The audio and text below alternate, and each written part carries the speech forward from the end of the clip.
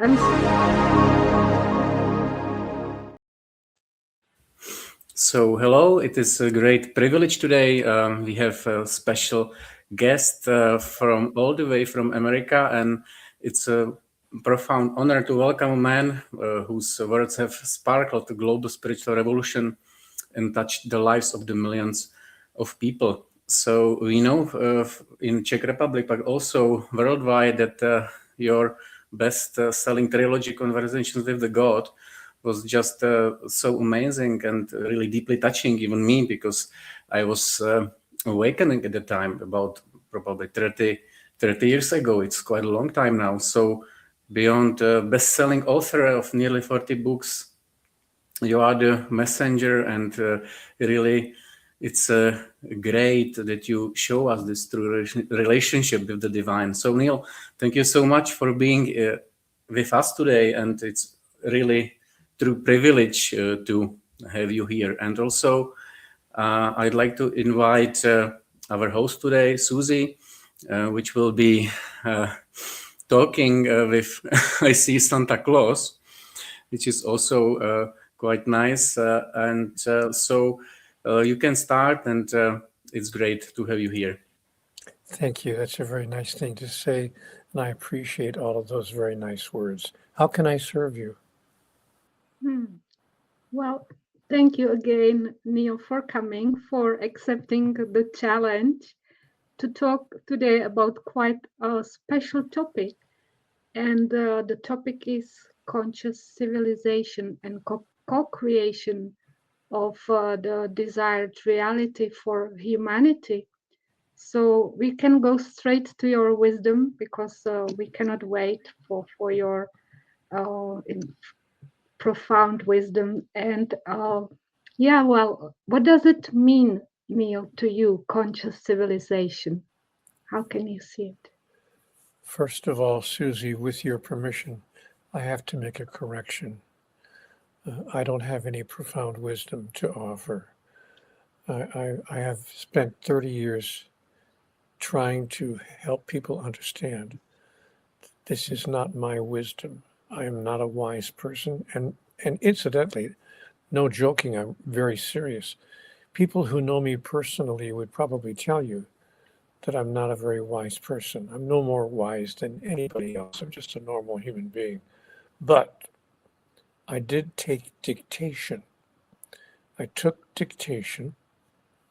I was given some wisdom to share in an experience that I called my conversation with God.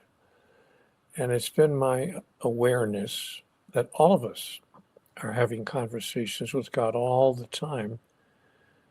We're simply calling it something else. We might call it women's intuition, or an epiphany, or a sudden insight, or whatever words we want to use, because most of us wouldn't have called it, a conversation with God. But that's how I experienced it. And then I was told that I would turn it into a book, turn my dialogue into a book that would be accessed by many people. And I thought, no, that's not going to happen. Nobody's going to publish a book because a man in the United States claims to be talking to God. I mean, no publisher is going to put a book out like that. So Susie, I sent it, my notes, my handwritten notes, to a publisher just to see what would happen. And the publisher decided to put the book out. And to my astonishment, it wound up being read by people around the world. Millions, frankly, I'm not bragging, I'm just saying what happened. Millions of people wound up reading the book. And then they falsely thought that I had all this wisdom. And then they come on programs and they say, we're going to ask Neale to share of his profound wisdom. No, I got to make a correction. We're not here to talk about my profound wisdom. But if you're willing to have me share with you the wisdom that I was given to share in my dialogue with God, that I will be happy to do. So thank you for letting me make that correction, because I don't want people to think that I'm this really, really wise person. Now, you could have said the most handsome man in the world, and I would have agreed. But sure, you are handsome. And we also love you so much. And you know that, Neale, that we really love spending time with you, and that it's some special moments always. And your energy is so beautiful and right. So, okay, then the other part of the question was, how do you see conscious civilization? What does it mean to you as we are moving towards possibly to this moment? To me, a conscious civilization, according to what I was told in my conversation with God, conscious civilization is a civilization made up of people who understand who and what God is, the purpose of life on earth, and who and what we are. So a conscious civilization is a species that is clear that each of us, every single one of us, is an individuation of divinity, and that all of us are connected, that we are all one. Susie, that was the first message that I received in over 3,000 pages of Conversations with God dialogue. The first message I received in chapter 1, book 1, we are all one. And if we treated each other as if we were all one, we would create a conscious civilization. We would stop hurting each other when we don't get what we want. We would stop hurting ourselves when we hurt each other.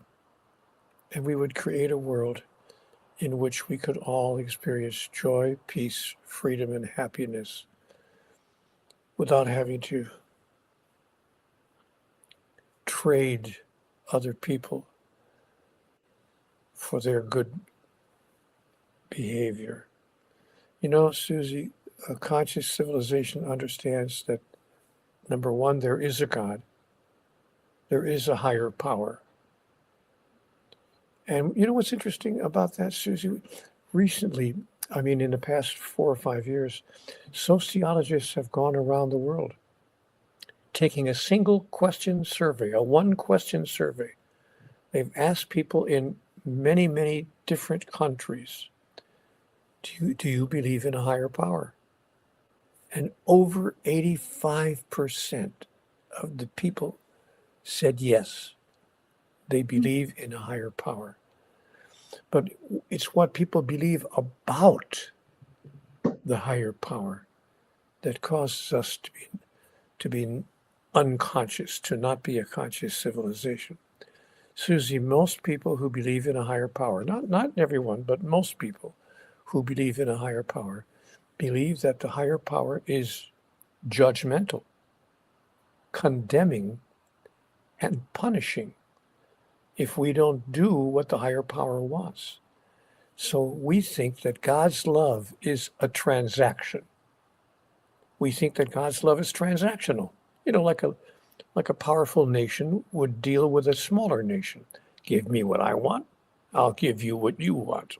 If you don't give me what I want, you won't get what you want. No, wait, it's worse.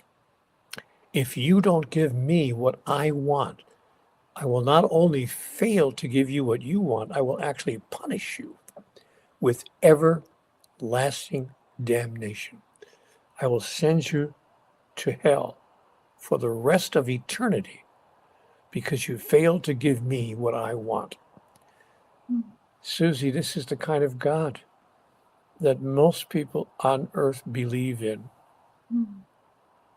And that's very sad, because God's love is not transactional. You know what God said to me? Neale, I love you without condition. I don't love you if. I love you because you are my creation. For the same way that you love your own children. And so we have a challenge ahead of us, Susie.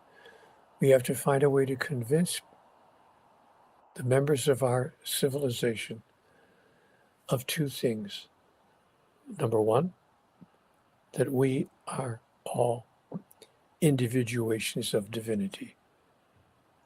And number two, that we're all connected, that we're all one being, simply demonstrating in individual form. You know, Susie, when I asked God to help me understand that, here's what she said. She said, Neale, hold up your hand. I said, okay. God said, how many fingers do you have? I said, I'm fortunate. I have all 5 fingers. God said, are they all the same? I said, no, they're not all the same. They're all different. They have different functions, different appearances. God said, are they separate? I said, well, no, they're not separate. They're all part of the same hand. God said, you are also not identical. You are all individual, but you are not separate. You are all fingers on the hands of God. As the French would say, voila. Beautiful, beautiful. Well, thank you for this example. It makes it more understandable. And your mission is so important, the oneness mission, really. And we've been thinking a lot lately, many people around the world, how to actually share this message so that more people understand this. And on this summer solstice, as I already told you, there will be some practical steps how to connect as many people as possible. And just symbolically we will try symbolically to announce the rise of conscious civilization so that people are more aware that yes, it's here, and now we can all together start co-creating the desired future. And I wanted to ask you, Neale, what do you think that an individual that is a passive observer at this time, how can he move to become co-creator, and what of the desired future for humanity? And what would you tell these individuals about their specific role in this global shift? I would tell them the same thing that Mr. Gandhi said years ago when Gandhi was asked the same question. And Mr. Gandhi's reply,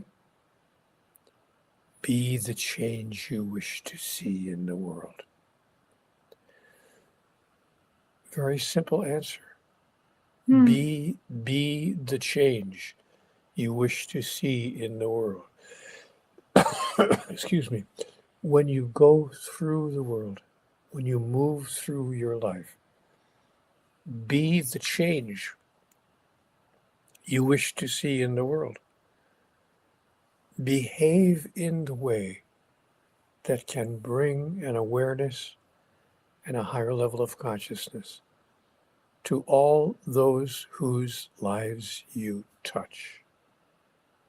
By the way you speak, by the things you do, even by the way you think. Because people can often tell even what you're thinking. So move through the world from a place of pure love.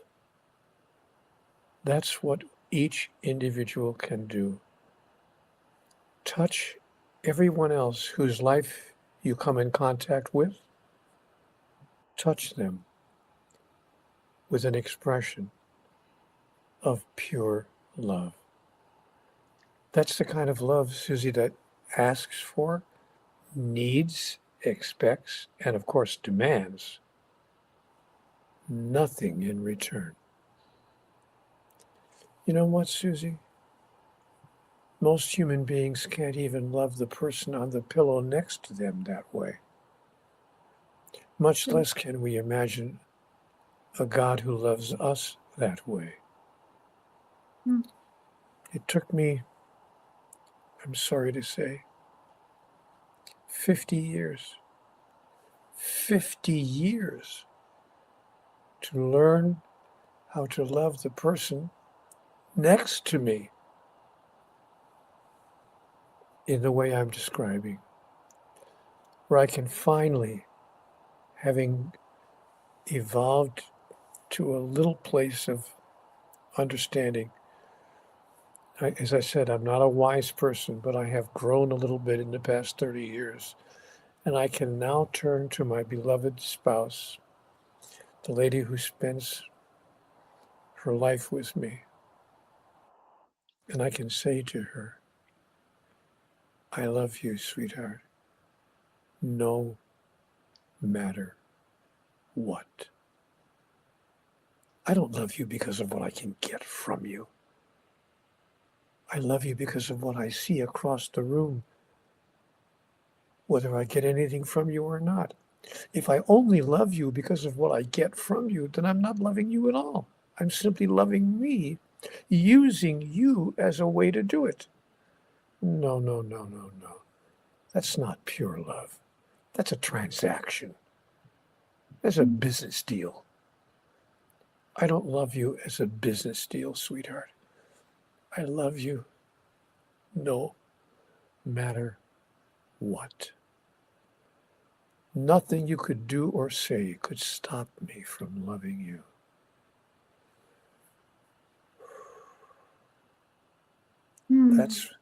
That's what God says to us. And most people can't believe that. Most people cannot believe in a God who says that. That's what's so sad. And that's why the world is the way it is, Susie. That's why we've had armed conflict on this planet for all but 5% of recorded history. And even today, as we look around the world, armed conflict, people dying, people being killed, because we simply cannot understand how to love each other and how to disagree agreeably. I'm not suggesting we should never have another disagreement for the rest of our lives. I'm simply saying that when we disagree with others, a conscious civilization finds a way to disagree agreeably. By the way, Susie, you're going to sadly find out that when you ask me 30-second questions, I give you 10-minute answers. I love it. Go on. I could listen forever. But this is a great, great lesson. And every man should really listen to this, what you just said. And every woman, too. And women, yes. Not just every man. Excuse me. She said every man should listen to. Hello, every woman also, Susie. Yes, I'm talking about you being such a great husband, you see. So that's being that's you true. as That's a role model. I am the world's greatest husband. There's no question about that. I'm also the most humble person you'll ever meet in your life. Yes. So you, you are a role model in this sense. And I always love whatever you say. And I love your sense of humor as much as well. And Right, Neale. The next question I wanted to ask you is about many people talk about creating a reality like manifestation, right? Creating the reality ourselves. But truly, how can we distinguish true co-creation from the illusion of control driven by the ego? Well, in my observation, in my experience, the ego thinks that this is who I am. The ego thinks that I am a physical body, and that this is who I am. The ego thinks that I am my body and my mind. But the soul understands that this is not who I am, and this is not who I am. That my body and my mind are simply tools, pieces of equipment that are being used by my soul to move forward with its agenda. So messages that come to us from the ego, from the mind, are messages that, the word ego, E-G-O, in English, E-G-O, edging God out. We're edging God out because the ego is only concerned with what feels good in my body and what feels good in my mind. But the soul has a different agenda completely.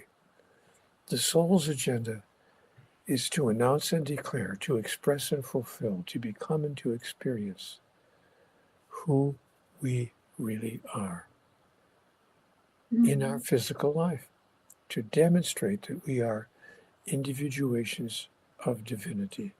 And if all of us did that, the world would change overnight. Yeah. The world would change for the better overnight. And then we can let God co-create the next moves. God does not even create. See, it's not God's, in my understanding, it's not God's job to co-create anything, to create the next move. God's not up there creating the next move for humanity. God says, no. If I did that, then I would be nothing more than a monarch who tells his subjects what to do, and this is what's going to happen next. No. It's not. God made it very clear to me. Neale, said God to me, Neale, I don't create your experiences. I give you collectively and individually the power to create your experiences. My desire, said God, my desire is to give you the power to create and to manifest what you choose to experience in your life. So that's God's job, and that's God's desire. God's desire is not to tell us what to do or to co-create our experiences. God's desire is to empower us to create and to experience what we wish to encounter in our life. I could be wrong about all of that, of course, but that's my understanding. Yes. I was just thinking about the way you suggest how to manifest, and you made some profound, some really interesting statements that let God do her part. You see, so that's what I was thinking about co-creating, because sometimes we just have to let go and let go and let God. Yes. Yeah, but when we let God, what we are letting God do, we are letting God empower us to see more clearly what serves us at the highest level and how to manifest what we wish to experience in our moment-to-moment reality. Perfect. Thank you for for clearing this out, because I was thinking about this a lot. Okay, all right. So the next question is about the turning point, right? We are a lot is being said about the turning point of humanity or critical point. Everybody has a different point of view, but what do you think? What would be the clear sign that we have arrived to this turning point and that we have entered the era of conscious civilization? What would be the clear sign? The clear sign would be when the largest number of people stand up and say, no more. No more killing, no more fighting, no more cruelty, no more, let me give you an example of what I mean when I say no more. Over 1.5 billion people on the planet, 1.5 billion people. Yes. In this moment, still do not have electricity in their house. And that's in the first part of the 21st century. I mean, electricity is, come on. Water too. I think it's even more people don't have water. Yes, that's correct. 1.6 billion people do not even have access to clean water. 2.5 billion people do not even have bathrooms. They have to relieve themselves outside. This is the kind of primitive civilization that we have created, and we are doing nothing to change it. Yep. Even though we have the power to, we could provide electricity for everybody on the planet overnight if we wanted to. We simply don't want to. We could provide clean water for people all over the world if we wanted to. We simply don't want to. And the result of that is that more than 19,000 children die each day. 19,000 children die every day from preventable diseases, pneumonia, diarrhea, malaria, diseases that could be prevented if we simply provided simple, basic items like clean water, and for that matter, health care, benefits. We have medicines that could help hundreds of thousands of people. But you know what? If you can't afford the medicine, you can't have it. No, because we have to make a profit. Yeah, so. That's the kind of civilization we have created. And so what could change it? When enough people stand up and say, stop it. Stop it. Stop behaving like primitive people. Thank you. Yes. Well, that's our mission, Neale, on the summer solstice. It would be so beautiful if enough people did what you just said and stood up and said, all right, we want to mature as humanity because we are responsible for our own beings, right?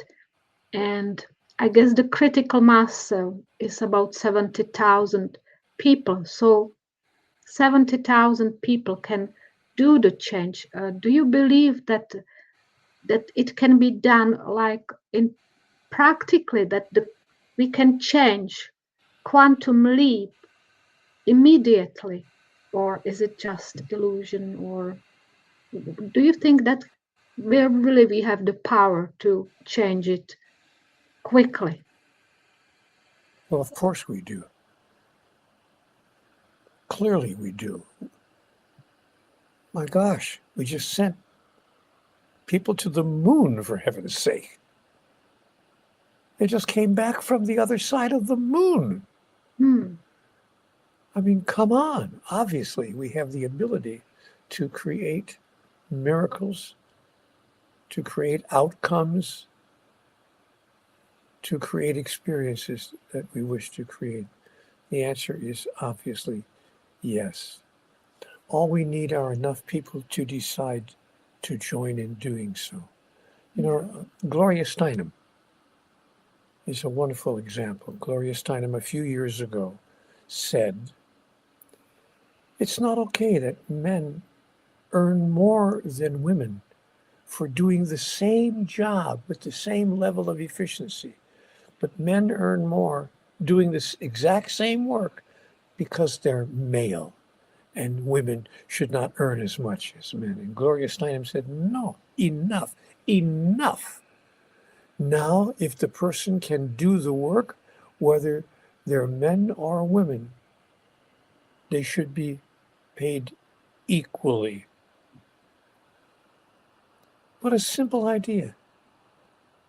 Harvey Milk stood up a few years ago in San Francisco, California, and said, wait a minute. The privileges of marriage, being able to visit your beloved in the hospital, to give you one example of a privilege of marriage, should be given to everybody, even if the people who are married are of the same sex. It's okay. Everybody relax. If you love each other and you're the same sex, it's okay. Let same-sex marriage become legal. And he changed the world. All of a sudden. Gloria Steinem changed the world. Harvey Milk changed the world. And you know who else changed the world? Martin Luther King Jr. Dr. Martin Luther King Jr. stood up one day a few decades ago and said, I have a dream. I have a dream that one day all men will be treated equally, regardless of the color of their skin, or their religion, or their economic status, or their sexual orientation. I mean, come on, grow up, people, grow up. And we have found that it is possible. So to answer your question, of course it's possible. All we have to do is find a few more idea heroes like Gloria Steinem, like Harvey Milk, like Martin Luther King Jr. We need more idea heroes, people who are willing to stand up and be heroic in their announcement, in their declaration, and in their demonstration of how to treat each other with pure love. Yes, even if we disagree. Well, yes, let's do it this summer solstice. Let's do it. It's, the ground is ready.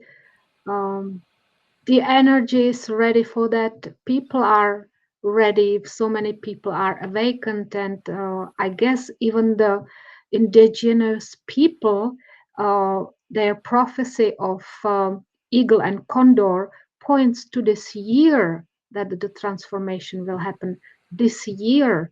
So I believe we can really manage to rise the conscious civilization and announce it. We just can start by announcing it symbolically, right? But then we have to, or not we have to, but work towards the conscious civilization. And I wanted to ask you if imagine that we really succeed in creating the conscious civilization.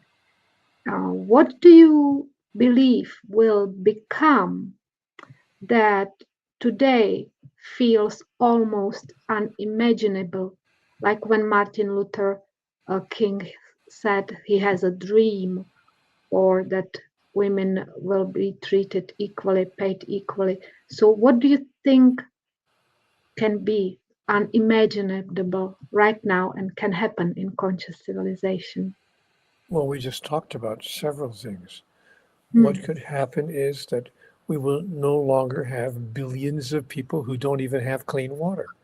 What will happen is that we will no longer have billions of people who don't have even electricity, who don't even have a bathroom in their house.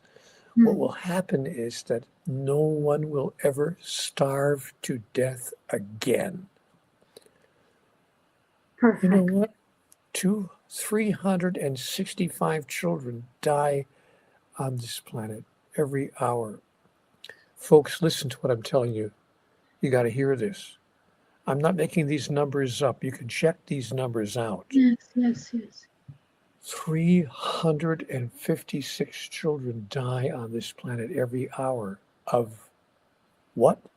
Starvation. No. You can't take my punchline away from me, Susie. When I set it up, you got to let me do the punchline. The answer is what? Starvation.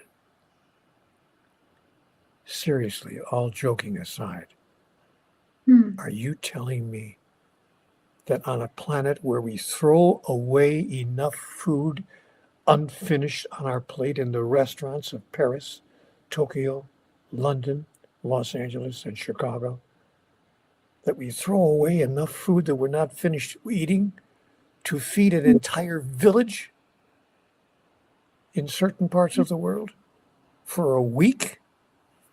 Come on, people, come on. It's time to get past I have a dream. It's time to move into I have a vision of who we really are. And I have a determination. I have a commitment to produce the outcome in every way that I can. To do what I can as an individual. To give people back to themselves. That's the invitation that God has given to all of us. Neale, she said, give people back to themselves. So true, Neale, so true. Yeah. I know you thought I'd been lying from the beginning, but it is all true. So how can be the economy changed? How would it look like in conscious civilization? Obviously, it wouldn't be based on scarcity, fear, but it would be based on and profit, of course. But it would be based on something entirely different. So, what do you think? I don't think, I want to make it clear, I don't think there's anything wrong with making a profit. You know, there's nothing wrong with making a profit, with making more than we're spending in order to provide a service or a product to others. There's nothing wrong with that. Yeah. So I don't want people to think that I want to, create upheaval in the entire economic system of the planet. Right. But what would occur is that we would make sure that no one goes absolutely without the fundamental basics that people need to live a life of dignity, painlessness, and sufficiency.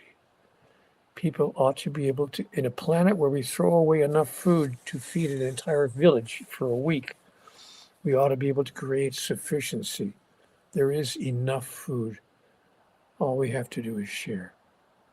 There's enough money. All we have to do is share. There's enough power.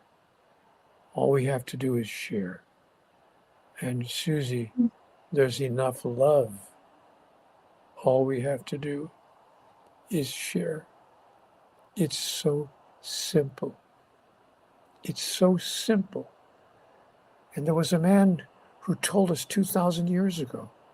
He was walking around on the planet, and he told us 2,000 years ago, do unto others as you would have it done unto you. Simple. Simple. No mystery here. And that's what the new world will look like when we all decide we've had enough of the way the world has been. Yeah. Yes. I believe that it can be changed as well, rapidly. And because children, you see, they are so important.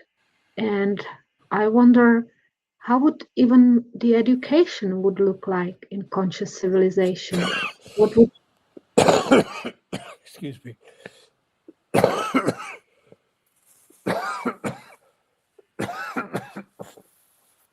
You're making me choke. yes, Your ideas are so wonderful. You're making me choke up. Take your time. Yeah. Oh, okay, good. Take my time. Let's see. I have another 5.5 hours. Susie, we would teach our children new ideas. We would give our children new ideas about fairness, about equality, about divinity, new ideas about divinity, and new ideas about who all of us really are. We would teach new ideas to our children. We would stop telling children that God judges, condemns, and punishes you forever. Let me give you an example. I know this is hard to believe for some people, but this happened to me when I was 9 years old. Susie, I was 9 years old, and I was going to a parochial elementary school. It was a school that was run by the Catholic Church. I'm not a Catholic basher, so don't get me wrong, but I'm giving you a real life experience here. The priest from our parish church came in once a week to our 3rd grade class to teach us what he called catechism, the doctrines and the dogmas of the Catholic Church. Okay, fair enough. And one week he was teaching us about mortal sin, what the Catholic Church calls a mortal sin, and what the Catholic Church calls venial sin, kind of a spiritual misdemeanor. And so, and he was telling us all about, if you commit a mortal sin, and you die with that sin on your soul, if you haven't confessed it, you're going straight to hell. No. And hell, we were told, was eternal, endless cruelty, suffering, damnation. So I raised my hand. I'm 9 years old. I raised my little innocent hand. I said, Father, can you give us an example of what a mortal sin is? And the priest said, certainly, my son. It's a mortal sin if you miss Mass on Sunday. What? If I miss going to church 1 week of my life, God will condemn me to everlasting damnation? If I don't confess that sin ahead of time and be forgiven by a priest in confessional? So I got so scared. I said, Father, what if I'm on my way? What if I'm on my way to confession and I get hit by a car on the way to confession? I want to confess my sin that I missed Mass on Sunday because I went and played baseball. Oh, I'm just a 9-year-old kid, I didn't know that this was such a big rule. What if I get hit by a car on the way to confession? Wouldn't God understand and say, well, he's a 9-year-old child. He was coming to confession. He just didn't make it. There was an accident and he got killed in the accident.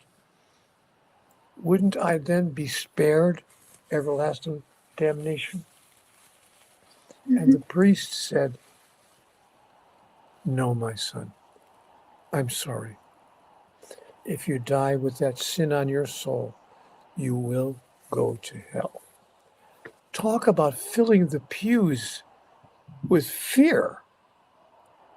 Trying to fill the church with fear that if you don't go to church, you're going to go to hell. What kind of a God is this? What kind of a religion is that? And that's not the only religion on the face of the earth. Many, many of the world's religions have certain rules and regulations, rules about what you should wear, the kind of clothing you can wear, Sure. especially if you're a female. Here we go again. And some religions teach that a female is not allowed to leave the house without being in the company of a male relative. Some religions have rules about what you can eat and what you can't eat, the kind of food that's okay and the kind of food that's not okay. We believe in a God who's looking over us. You better do what I say. And I'm not trying to be funny. I wish this were funny, but it's not funny.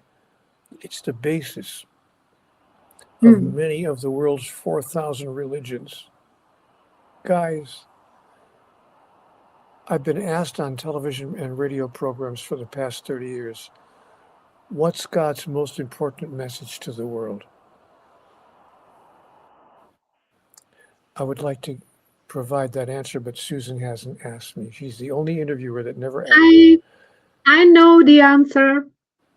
Oh, I know. I know She's going to give the punchline. She's going to give the answer. She's not going to ask the question, but she's going to provide the answer. Boy, oh boy, oh boy. What a tough interview. You tell it, Neale. The floor is yours.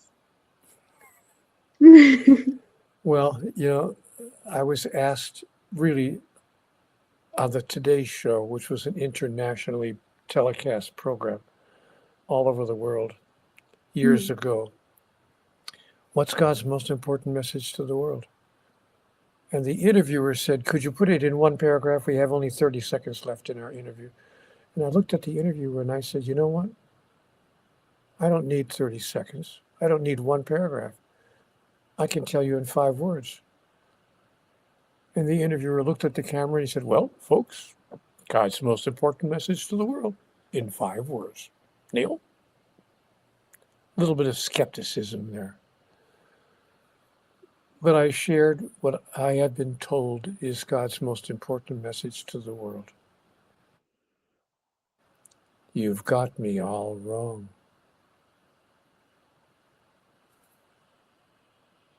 You've got me all wrong.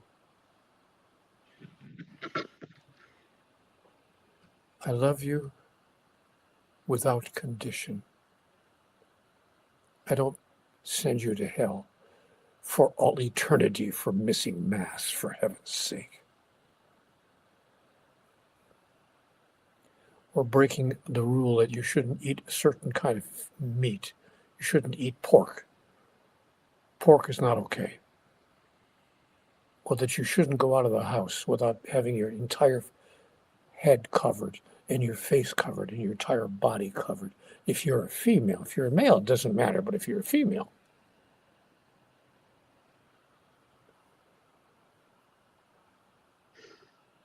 You've got me all wrong, said God. Can you imagine a God who loves you the way you love your children? A God who loves you no matter what. Is it too good to be true? And when I was told this by God, Susie, I said to God, you know what? You're too good to be true. It's too good to be true. And you know what she said to me? God said, Neale, if God can't be too good to be true, who can? I heard that loud and clear. She was right. God can be too good to be true, and he has been throughout human history. And he will be too good to be true for the rest of all eternity, because that's the kind of being that she is. Yeah. I could be wrong, of course. I could be wrong about all of that. Well, But I don't think so. God is only one, as we are one. We are one family, human family. And it makes me think, Neale, you see, because we are on a similar mission, and that is uniting religion as well, which is one of the, I believe, one of the most difficult missions. And well, let's imagine that again we succeed in this mission one day, and then how would be we won't need religion that is looks like at the moment, right? The religion obviously would be very different. So in conscious civilization, again, how would it look like? What role would play religion? Religion would simply be reminding us, not warning us. The difference is that religion would stop being a warning and it would simply be a reminder of what is true. And religion would be an institution that reminds us of what is true about God, what is true about life, and what is true about each one of us. Yes, so religion is awaiting, I guess, a big reconstruction. Otherwise, soon nobody will be able to follow some of those ideas, right? Because people are awakening and they are seeing the truth. And science, of course, proves that we are all part of one energy. And this will be more and more obvious. So religion, you see, my dream, I can tell you this, my dream is to build a temple, a spiritual temple for humanity one day, where we can actually show different religions or different philosophical eras of the history and how it's all connected, right? That we can make it like rooms for this religion, and there will be history of all these religions, and then there will be one big room connecting all this together and showing that it's really a cosmic fate.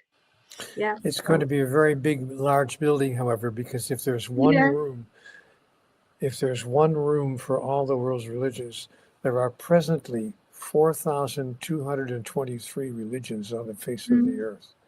Yeah. So it's not like 5 or 6 religions or 8 or 10 religions. There are 4,223 religions now being practiced on the face of the earth. So you're talking about a building as big as the entire city of New York with 4,000 individual rooms, and then one room large enough so that all the other people can come from those 4,000 religions and sit down in the same place. So I think it might be difficult to create a building like that, but it's it doesn't necessarily have to be a physical building. All it has to be is something that we build inside the human heart. Yeah, the temple inside us. Yes, yes, yes. The temple inside. That's the name of Susie's new book, The Temple Inside. Yeah, you keep giving me these books. I have already 5 books to write from you. But one day, yes, the temple. Actually, I have something written about this, but never mind that this is not important right now. Thinking about all the systems, like, so we discussed religion, education, we discussed economics. How about governance? How would the governance look like? Because we would have to redefine that as well. I don't think we would need the political systems that are like now. Government would no longer govern us. Governments would guide us. And there's a difference between being governed and being guided. A good parent does not govern. A good parent guides. So the change I see in answer to your question is that governments would not cease to exist, but they would cease to govern us with all kinds of laws and rules and regulations. They would simply guide us. Let me give you a simple example of where government does not need laws and rules and regulations to simply guide us. I was in Paris a few years ago. Every so often my work takes me to Paris. I'm very lucky. I get to go to one of the world's most beautiful cities. And in Paris, I was driving around what's known as, the Champs-Élysées. And I was driving around the circle. There's a circle in Paris around the statues, Champs-Élysées, around the Arc. The Arc de Triomphe. You know what, guys? There are no traffic signals on that circle. There aren't even any lane markings. There's no speed limit. People come into the circle and they go out of the circle. And there's no traffic light. There's no stoplight. There's no stop sign anywhere. There's no governing being done on that circle. You know why? Because when people enter the circle, they know they have to take care of each other. Because they understand that taking care of each other is the best way to take care of themselves. It's as simple as that. It's as simple as that. Sure, yes. So we need more wisdom-based leaders. Yes. And so on that circle around the Arc de Triomphe in Paris, there's no governing. We are not governed. We are simply guided by our own innermost sense of how to get across that circle without hurting ourselves or hurting anyone else. It's really very simple. But how can we explain this to the rulers who are ruling over our lives these days? It's by casting our vote in a way that removes rulers who don't understand what it is that the people are choosing to create.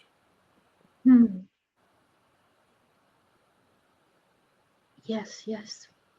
Or we just simply start creating ourselves and they can take an example, maybe one day. Voila. I've enjoyed being on the program with you, Susie. Thank you for asking me. Oh, it's a pleasure. Thank you, Neale. Thank you. Do we still have a few minutes or do you have to go? No, we have another 4 or 5 hours. All right. I forgot. Okay. And Neale, I want to ask you, people work a lot these days. Some of my friends, they have to wake up at 5 o'clock in the morning and go to work every single day until 3, 4, 5. They don't have time to live their lives.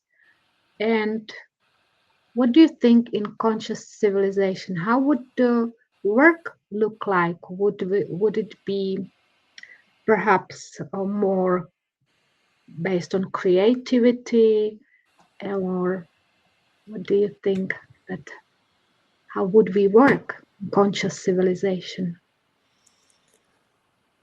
I think that each human being would be given the opportunity to share their gifts with humanity in a way which produced sufficient income to generate whatever they felt that they wanted or needed in their life, but in a way that allowed each person to experience their life with dignity, sufficiency, and comfort. Very simple. Yeah, beautiful. I have 2 more questions, Neale. And then we can discuss whatever you like. But you see, we're talking about this powerful topic, and I wonder sometimes if there is some shadow side to it, as we want to move toward something greater, the greatest possible reality for humanity. But what are the potential risks or illusions as we move towards? I think the risks disappear when the commitment and the determination takes over. When we are determined to be of benefit to each other, when we are determined to give people back to themselves, when we are determined to demonstrate pure love for all those whose lives we touch, even people with whom we disagree. That doesn't mean that we condone or approve of any negative behavior that hurts other people, but it does mean that we have compassion and we have understanding, and we seek to do what we can to alter their point of view in a way that causes them to discontinue negative or harmful behaviors. It's really very simple. Yes, when you talk about it, it all makes sense. All right, and how about if an ordinary person decided that he or she wants to live a conscious life right now? What would you suggest them to be the concrete first step to start living it, instead of just thinking about it as a philosophy, but to make it real? To ask yourself when you move through life, what can I do or say right in this moment which can give people back to themselves and remind them of who they really are? For instance, as an example, a few years ago, I was coming out of a coffee shop, and the policeman was putting a ticket on my car because I had overstayed my parking. I don't know, do they have parking meters in the Czech Republic? But they do have parking meters in the United States. And if you overstay your parking meter, they give you a ticket, and you have to go and pay like $43 to pay a fine because you stayed too long in your parking space. Well, I came out of the coffee shop and the policeman was putting a ticket on my car. And I looked at him and I said, "Can we talk for a minute? I just want to say to you." He thought I was going to make some negative statement about, putting a ticket on my car. I said, "No, I'm not. I'm okay. You're just doing your job. But I want you to know that I'm clear that when you put that badge on your shirt in the morning, that you're making a promise. You're making a promise to come between me and any harm that could come to me. You're making a promise to protect me, even if it costs you your life. And I want you to know that I'm aware that you make that promise every single day. Thank you for being who you've chosen to be. And the policeman walked up to me and he said, you know what, mister? I've been on this police force for 17 years, and no one in 17 years has ever said anything like that to me. You haven't just made my day, you've just made my career. And with that, he turned around and proudly walked away. Folks, give people back to themselves. When you know that someone is being an extraordinary version of humanity, tell them so. Let them know. When you see a parent being a wonderful parent, say to them, I saw how you have behaved with your child.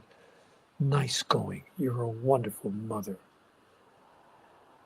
Even tell the lady behind the counter at the coffee shop, thank you. I know you have to be here at 5 o'clock in the morning before all the early risers come in to get their morning coffee. And here you are being friendly, being kind, being efficient, getting people through. Thank you for being who you are. Folks, give people back to themselves. Tell them when you see who they are. Uplift them. If all of us did that, one day we'd all be as wonderful as Susie. And to you, Neale. And to you. Thank you for being you, Neale. So wonderful. I feel so uplifted after being with you today again. And thank you for everything you shared with us. And I hope all these visions will become reality one day. Maybe we can't imagine it right now, but we are moving towards it. Thank you, my friend. It was lovely to be here with you as well. Thank Bye you. for now. Bye, Neale. See you soon.